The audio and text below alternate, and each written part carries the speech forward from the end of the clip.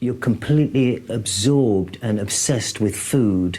So someone walks past and you suddenly hear a crisp packet, and then you become thirsty, and then all you keep hearing is the sound of a can of Coke. Don't forget, when you're on the streets, there are times when you're so shattered and you think to yourself, do you know what, it's like 3 o'clock and I'm exhausted and I'd love to go to bed now, I'd love to sleep, but you can't, you've got to keep going.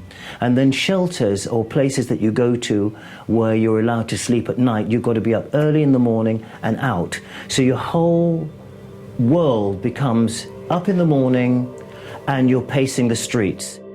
I lost everything and I rebuilt my life. I'm one of those people that's visibly invisible, and this is my story. I always felt different, and I think most actors say this. There's something about them that's slightly different to other people.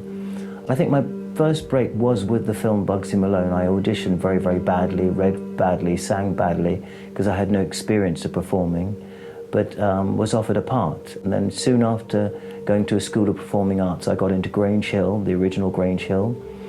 It just turned my life around. I've worked with people as diverse as Bob Marley to Richard Burton and everyone in between.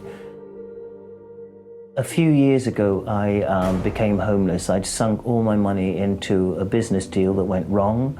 I felt ashamed and embarrassed and I felt like a fool, to be quite honest with you. My confidence to perform, I kind of lost that as well. And because of that, I lost contact with my agent. I refused to let people around me know that I'd lost all this money. And I slowly started to slide down that slippery pole. Can you imagine what it must be like if you become homeless and you lose your home and you have no money and you have no friends, but yet you open the newspaper and you see Naomi Campbell? Well, I went to school with Naomi Campbell. Or you open the newspaper and you see Simon Cowell with X Factor. Well, I know Simon. You open the newspaper and you see a myriad of other people. And that's really, really hard. With my ego and my pride, I just got worse and worse and worse and worse and started to drink.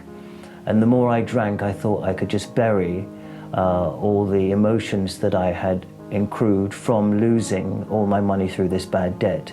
But of course, the drinking made everything worse. I remember traveling from the Midlands, arriving at a church where there were about 30 people outside waiting to get into this church so that they'd have somewhere to sleep that night and food to eat. And I looked at these people and I thought, listen, I'm not like them. They're homeless, they're beggars. But then cold set in, hunger set in. I thought, you know what, I've got to go into this place.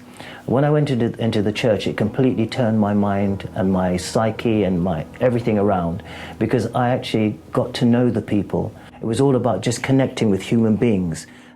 If you had a loaf of bread or a tiny bit of soup, you would share it with someone. So I had to lose that whole thing of ego, you know, I'm better than whatever. Because don't forget, I come from a world where at the age of 11, I was chauffeured around everywhere. And we've almost become so desensitized to someone on the streets that's begging for money. We've become so desensitized to someone that literally is crying out and saying, please, will you help me? And so at this stage in my life now, even though I don't have very, very much, I'm working with groups of people that are broken.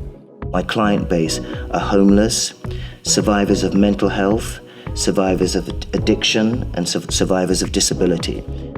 And the pieces that are painted are expressions of what people are going through. It doesn't matter if we don't have a home. It doesn't matter if we don't have money. It doesn't matter if we don't have friends. It doesn't matter if we feel that sometimes we've almost lost our minds. You don't need alcohol, drinks, or drugs in order to feel whole as a human being. Sometimes you've got to hit rock bottom, right rock bottom, and to lose everything to rebuild your life again.